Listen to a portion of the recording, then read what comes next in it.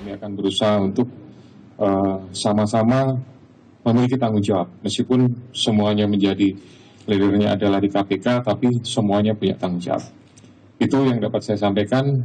Terima kasih, dan kesempatan ini juga saya menyampaikan terima kasih juga kepada Pak JA yang sudah menerima kami dengan luar biasa. Mudah-mudahan pertemuan ini menjadi awal yang baik untuk melakukan komunikasi dan pertemuan berikutnya. Terima kasih. Ya, silakan. Ya, Assalamualaikum Pak, Jihan dari Tempo Pak. Ini kan pertanyaan perdana nih Pak setia kesini Pak. Tadi spesifik untuk des pencegahan ini tadi membahas apa? Apakah memfollow up yang pertemuan kemarin, kebetulan yang kemarin diwakilkan Pak Wakil KPK ya? Ya. Terus untuk tadi penanganan yang kedua penanganan korupsi Pak. Sebelumnya kan disinggung soal korupsi tata kelola sawit, dan sebelumnya juga ada tentang kebocoran negara 300 triliun yang penanganan tata kelola sawit. Itu apakah juga sedang penanganan di kejaksaan bagaimana? Karena sebelumnya juga KPK menghitung adanya perusahaan-perusahaan yang belum membayar denda sesuai Undang-Undang Ciptaker. Terus untuk Pak JA Pak, follow up kasus yang kemarin Pak KLHK kan dibilang sudah ada tersangka tuh Pak. Nah itu salah satu tersangkanya itu apakah juga eselon 1, eselon 2 sama mantan menteri KLHK? Lalu untuk satu lagi Pak, untuk Pak JA, modusnya itu apakah salah satu modus spesifik korupsi yang KLHK itu pemalakan pejabat KLHK kepada perusahaan-perusahaan itu Pak, terkait denda administratif yang kewenangan KLHK? Terima kasih. Ya. Baik, terima kasih. Yang pertama, kita harus pahami ya bahwa pemberantasan korupsi itu mulai dari ada kegiatan pendidikan, kemudian juga pencegahan dan juga penindakan. Itu merupakan kegiatan yang simultan, yang sama-sama penting, saling keterkaitan gitu, dan harus dipahami bahwa itu menentukan keberhasilan suatu pemberantasan korupsi. Nah, terkait pencegahan apa yang dibahas dalam pelaksanaan kegiatan pertemuan pagi ini, banyak hal gitu ya. Pencegahan bagaimana kita mempersiapkan tentang upaya-upaya pencegahan, ya, kemudian kegiatan yang sudah dilakukan selama ini, berkaitan juga saya sampaikan masalah diklatnya seperti apa, kemudian pelatihan-pelatihan, mungkin ada beberapa berkas perkara yang nanti bisa kita sama-sama pelajari, gitu, terutama mungkin untuk para calon jaksa. Nah itu juga mungkin beberapa kasus, dan kita juga akan mensikapi ya permasalahan-permasalahan yang sekarang itu mungkin menjadi sebuah tren yang baru. Contoh misalkan saya sampaikan terkait masalah cryptocurrency. Nah ini hal yang baru ya, pengalihan dari OJK juga sudah menentukan harus seperti apa. Ini juga harus menjadi pemahaman aparat penegak hukum untuk bisa memahami, mengerti dan aturannya seperti apa. Banyak lagi masalah penjara, tapi itu karena teknis banget, jadi mungkin saya tidak akan sampaikan. Itu nanti akan menjadi bahan materi pertemuan-pertemuan berikutnya, membahas pendidikan, pencegahan, dan penindakan. Terima kasih. Baik, jadi saya nambahkan, pertemuan ini adalah pertemuan awal. Jadi tentunya nanti secara teknis akan kita tidak lanjuti. Dan saya mengharapkan nanti kita akan lebih baik lagi dalam beberapa. Kemudian untuk KLHK kita masih dalam pengembangan, tetapi ada beberapa hal yang sudah perbuatan-perbuatan melawan hukumnya kita sudah inventarisir, kami sedang pendalaman, dan tentunya dalam waktu ya mungkin sebulan lagi baru kita akan apa yang disampaikan kita akan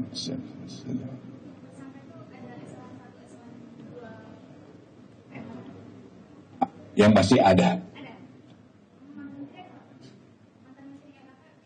Dan nanti dulu aja, jangan tergesa-gesa.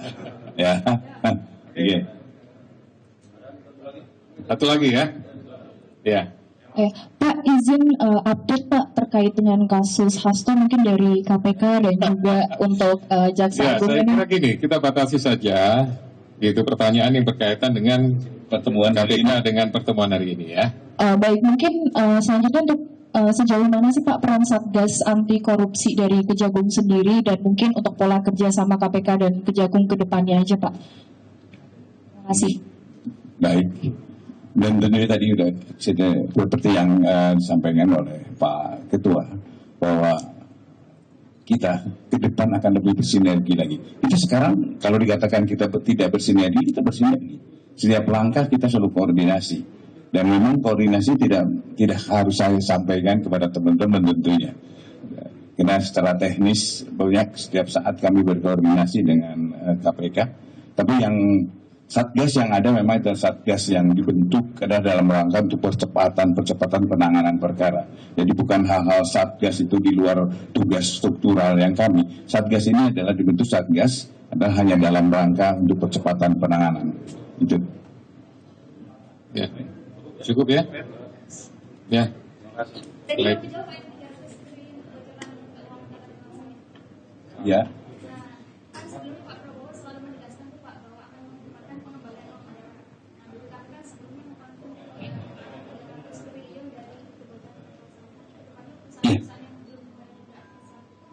Ya,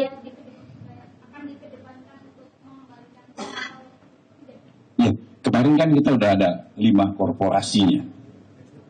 Itu 5 korporasinya. Dan ada lagi selain 5 itu sebenarnya ada yang kecil-kecil yang sifatnya kemungkinan nanti kita akan perdatakan untuk penarikannya kembali. Ya, jadi kita tidak ada 2.000 lebih. Kalau kami jadikan tersangka semua 2.000 lebih, kemudian kerugian yang kita akan tuntut adalah sangat sedikit. Tentunya kita cuma efektifnya aja kita akan tindak lanjuti. Tetapi yang utamanya ada 5 perusahaan itu yang hampir 150 T yang dia paling utama yang harus bertanggung jawab. Oke. Cukup. Ya. Terima kasih semuanya. Demikian, makasih teman-teman. Ya.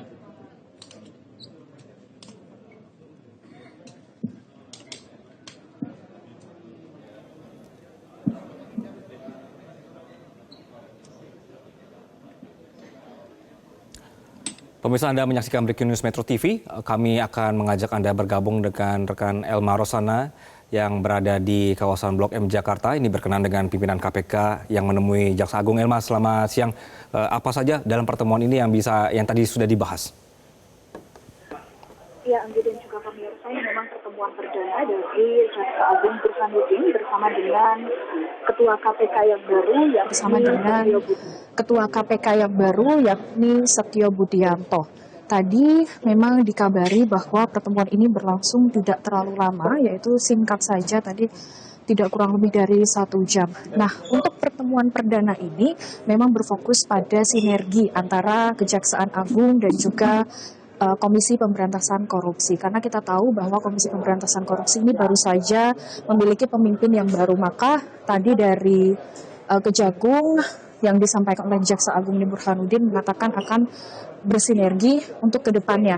Nah, bersinergi ini mengenai tentang percepatan penanganan dari korupsi di keduanya, baik KPK maupun Kejaksaan Agung, sehingga nanti ke depannya ini memang tidak akan ada tumpang tindih, kemudian dari komunikasi juga akan dilancarkan. Selain itu, memang karena ada pergantian pemimpin KPK, ini juga berarti ada beberapa kasus yang ditangani oleh KPK yang lalu-lalu. Ini kasus korupsi ini juga akan dipelajari lagi oleh KPK maupun Kejagung ke depannya, seperti dari berkas perkara, kemudian juga tadi disampaikan juga dari calon-calon jaksa yang akan mengikuti tes, ini juga akan dipelajari untuk selanjutnya. Dan tadi juga sempat dimention mengenai kasus korupsi dari KLHK, namun memang dari Kejagung ini tidak atau enggan untuk menyampaikan lebih lanjut juga terkait dengan kasus Hasto Kristianto, kemudian Harvey Mois, karena memang untuk pertemuan perdana ini difokuskan pada pengenalan satu sama lain dari Ketua KPK yang baru dan juga dari Jaksa Agung Burhanuddin. Nah, kedepannya ini memang harapannya adalah dari adanya juga Satgas Penanganan Kejaksaan Agung ini juga ikut dalam menangani kasus-kasus korupsi baik di Kejaksaan Agung maupun KPK. Demikian, Anggi, kembali ke Anda di studio. Setelah ini apakah ada agenda lain dari KPK untuk bertemu dengan pihak lain? Ya, setelah ini tadi memang dikabari dari KPK ini akan ada mampir sebentar ke Mabes Polri yang memang tidak jauh dari kantor Kejaksaan Agung. Nah, mengenai apakah agenda dari KPK yang akan menemui Mabes Polri, ini jika kita lihat dari pertemuan perdana ini memang dari Ketua KPK yakni Setio Budianto ini memang sedang bersinergi dengan lembaga-lembaga terkait. Yang pertama memang didatangi Kejaksaan Agung, kemudian setelah ini akan ke Mabes Polri. Dan tentu untuk materi ataupun pertemuannya nanti kita akan informasikan lebih lanjut karena pertemuan mungkin akan dimulai tidak lama lagi karena ini sudah menuju langsung ke Mabes Polri, Anggi.